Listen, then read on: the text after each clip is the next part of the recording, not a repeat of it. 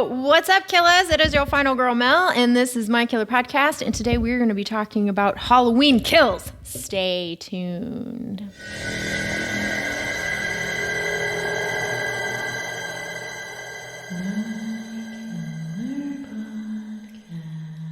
What's up, guys? So this weekend I went and saw Halloween Kills, and today I'm going to be doing a review for you on what I thought about the film. From what I understand, a lot of people really liked this film, and some people didn't.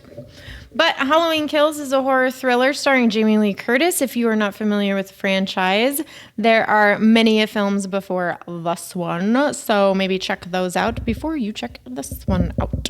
It was directed by David Gordon Green, and John Carpenter did have his fingers in this one a little bit. He did some music and some executive producing on the film, along with Jamie Lee Curtis as well. So let's jump right into the review. If you want to check out my written review, it's over there on Letterboxd. You can log on over there and read that. Spoiler alert, I did give it 3 stars and a heart because I did like the movie. However, did I think it was a really good movie? Did I think it was a great movie? No. Did I think it was a good popcorn flick? Yeah, probably. If you want to go to the movie theater and just be entertained for an hour and 45 minutes, then this movie is for you. But if you want a really in-depth, really thought-provoking, really great addition to the Halloween franchise, this film probably isn't it.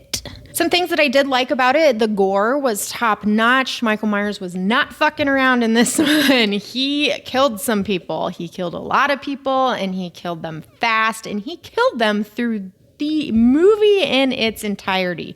Straight almost from scene 1 to scene end. He's killing people. He's killing them in all kinds of different ways. This film is not short on gore. One thing that I really, really enjoyed about this film is they took Michael Myers and gave him a more horrifying approach. Maybe I should preface this with the Halloween franchise is not one of my favorites. I know. It's a hot take. It's a terrible opinion. But if I'm being truly honest with you guys, Halloween is not one of my favorites. Do I like it? Absolutely. Do I watch it, frequently? Yeah, I do. But is it my favorite? No, probably not. By any means would this rank even in my top 3 of horror franchises. I always found Michael Myers' character to be not very scary. He's just a man walking around in a mask, and for some reason he just never dies, right? But it always seemed a little laughable to me sometimes, especially in some of the movies where his mask, you can see his eyes, and those scenes are just... I kind of crack up a little bit during those scenes, I'm not gonna lie. But in this one, Michael Myers was kind of fucking scary. He's killing people, he's brutal, and he gives no fucks about it, and he's walking around killing everyone. He's not specifying this person, that person, just anybody that... Well, I don't even want to say anybody that gets in his way, because they kind of... there are going to be spoilers in this review, just so you know. But they kind of... lead you to believe that the only reason why he's killing people is because he's trying to get his way home, and he's killing everybody on his way there. But that's not really true, because if he was just walking down the sidewalk, he would have just been killing people he runs into on the sidewalk. But he's actually purposefully going into people's homes to kill them. So that's actually not really true. So that was one of the things that kind of didn't make a lot of sense to me in the movie. Was their explanation of why he's choosing the victims that he's choosing, because he's just trying to go home. Because every time Michael Myers appears, he just goes home. And another thing that I didn't really enjoy about this film is Tommy Doyle. I understand that he's one of the OGs in this series, but his character was just ridiculous. Why all of the close-ups? Why are they zooming in on his face throughout this entire movie? And he just looks all, the entire time, like he's going to be the man to go kill Michael Myers, when everybody knows you can't kill Michael Myers, but whatever. But they really just made it a point to write his character in this story to be this pinnacle character. And he just, it was just more annoying than it was anything else. And his character just looked like a jackass. And then in the end, you find out what happens to him. And it was almost like applaudable, to be honest with you. I feel like the ending scene, you were supposed to be like, yes, this is justified. What he did was unthinkable and unforgivable. Yes, do this to him. But in the end, I almost felt bad for Michael Myers, and I was actually kind of happy when he murdered the people that he murdered or whatever, because the characters in this movie were just not written to be likable, I don't feel like. Another kind of bummer in this film, because this one starts off directly where 2018 ends, Laurie Strode has a pretty damaging knife wound to her gut, and she goes into the hospital. And if they're going to make this film even somewhat realistic, which I don't even know why they try, because it's not really, not being able to kill a man is not really that realistic. But she goes and she gets surgery, and the surgery scene is actually pretty intense, and the practical effects and everything were pretty great on that scene. I did appreciate it. But then she's laid up in the hospital for the remainder of the movie. And I really wanted to see some, Laurie Strode kicking ass, but I understand why they had to do that. It was just kind of a bummer because I wanted to see more Jamie Lee Curtis. If there's anything about this franchise that you want to see over and over again, is Jamie Lee Curtis, She did play some parts in it and her roles were great, but I would have liked to have seen more of her. They also threw in a little mob mentality, which that is truly terrifying all on its own, because this shit does actually happen when you have a group of people that motivate each other to think in the exact same way. You have this mob mentality creature that happens, and that happens in this film. And then you have this group of people led by Tommy Doyle. He pretty much runs around town and gets the whole town in on trying to find and kill Michael Myers. And they're just lynch mobbing it around town, trying to find him. Well, they end up pegging a man as Michael Myers, who ends up not actually being Michael Myers. And they go and they try and kill this man. And that whole scene was actually really depressing because that can honestly happen. That has happened. There's proof that mob mentality is a terrible thing. And they do a good job showing that in this film. And the way the man dies is really kind of funny. I mean, the way he dies isn't funny because he jumps out of a window. But like the practical effects and him on the ground were it was kind of funny. He kind of truly went splat, in the most literal meaning of splatting, I guess. I don't know. But that was kind of funny. So there were some laughable moments in this movie, and I'm not sure if they were supposed to be laughable or not. So I can't really say that was good or bad about it, but some of the acting wasn't great for me either, specifically Tommy Doyle's character. His acting was just not great. And I did also feel like a good majority of this film was retelling the first movie. I understand why they do it because the first movie was 1978? And so it could be a good long time since anybody has seen that film. But it gets really boring when they spend a good chunk of the movie just retelling another movie. It makes you feel like they just didn't have enough ideas to fill out the time, or they're trying to sidetrack the story in a way because they just didn't want to have to fill it with brand new stuff. I don't know. I don't know what the purpose of it was, but from the beginning to the middle of the movie is pretty much basic retelling of the first film. I actually almost felt like this movie started twice. So they had the beginning and then they had another beginning retelling the first movie. So I didn't like that either because I want to see all brand new stuff. I want to see the creators come up with a way to tie this film into the previous films, because that's half the fun of seeing a movie in a series to begin with, is seeing the creative ways that they tie this movie to the previous ones and if it makes sense or not. And from what I understand, they retconned the fact that Laurie Strode is Michael Myers' sister, which I don't know that I truly like the fact that they did that or not. So, quoted from Jamie Lee Curtis herself, they did that because they thought the fact that Michael Myers was running around killing people for absolutely no reason whatsoever and it's all random was more horrifying than him trying to kill his sister and just killing anybody who got in his way.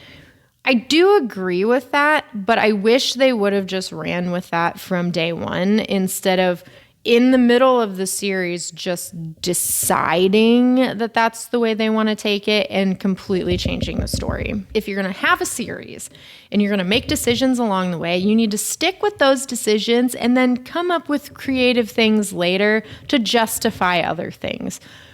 But that's my opinion.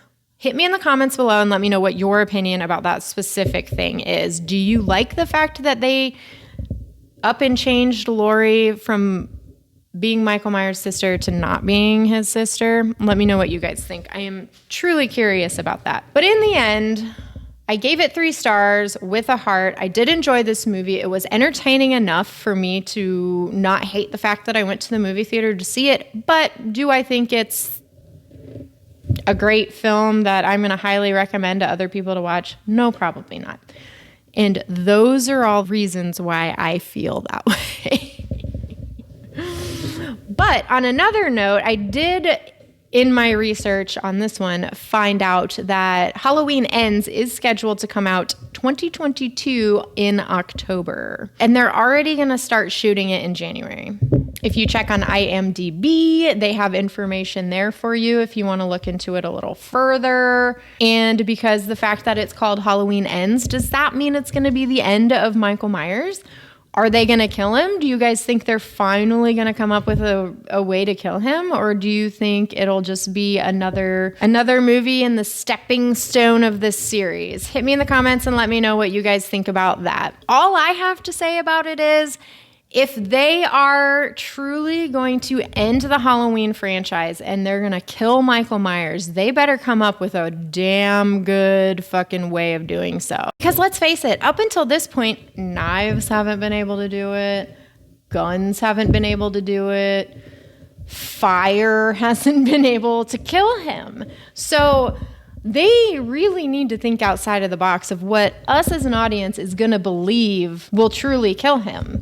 It would almost be interesting and maybe kind of fun to maybe acknowledge the fact that there's something supernatural going on with him and that could be the reason why he will never die, but never actually find out what it is. So not to turn this into a supernatural franchise, because they've always alluded to the fact that Michael Myers can never die, but they've never taken that leap into making it a supernatural thing so much, because I think they're really trying to ground the series in reality as much as they can, because it's terrifying to have a slasher walking around killing people for no reason, but at the same time, they need to justify why he keeps coming back in every film. So it would be interesting if they alluded to a supernatural thing, but we don't actually find out what it is. And maybe not necessarily even kill Michael Myers, but get him into a situation where he can't hurt anybody, you know, like one of those, chop him up into a couple different pieces and ship him to different parts of the world, and then have a person who guards that piece for the rest of their life, or, you know, something like that, where it's like, you spent all of these movies telling us that Michael Myers can't die. So in the end, if Halloween Ends is truly the end, which we don't know, but if it is, it's going to be a hard sell that we believe Michael Myers is really dead. But maybe that's going to be their point. Maybe they always want it to live on that Michael Myers is alive, but they're just not going to make any more movies. I don't know. Let me know what you guys think would be a cool way to have Michael Myers die. Or do you think that maybe they just shouldn't even kill him? Maybe they encapsulate him in a tomb and bury him in the cemetery to just forever live out his days that way. But, you know, look at Psycho Goreman. There's always a way to resurrect somebody, right? I mean, even though they already had a Halloween resurrection, I don't know. But I did find some poster art of Halloween Ends. So that poster art is here, but it looks like originally that film was supposed to release October 15th of 2021 instead of Halloween Kills. Halloween Kills was supposed to release in October 2020, and then it got, obviously got pushed back. So now Halloween Ends gets pushed back to 2022 in October. But I did read a little snippet about Halloween Ends. So if you guys want some spoilers about that movie, continue watching this video. If not, stop watching it right now and then, just mosey on your way. But I read in Collider, and they were talking about how in Halloween Kills, the director acknowledged that it was going to be a bummer that Jamie Lee Curtis's character wasn't going to be able to have a big impact in that film because it so readily jumped off of the 2018 version, and she had that injury. She was going to have to be laid up in the hospital. So they did as best as they could for her in this film, but they really want her back in action in Halloween Ends. So from what I understand, that film is going to have a pretty big time jump in the beginning. I think it said about 4 years they're going to jump in time so that Jamie Lee Curtis's character, Laurie Strode, will be healed and ready to kick ass for that film. So that's what I read in Collider. You guys can jump over and do that reading as well if you like, but that is what I know about Halloween Ends thus far. So we can look forward to that next October 2022. All right, guys, that's it for my review. Hit me in the comments. Let me know what you think. These are just my opinions, so don't hate on me for liking or not liking this film. Anyway, hit me in the comments with anything you guys want to talk to me about. But if you also want to help support me and my channel, go ahead and hit that like button, hit that subscribe button, and kill that bell for your girl. Share me with your friends because all of that helps promote my channel and helps me grow, which helps the community grow and helps the conversation grow. And this is what we love about YouTube. And if you want to go an extra mile and help me even further, log on over to Patreon. My link is below. But until the next time we gather, have a killer day. Peace.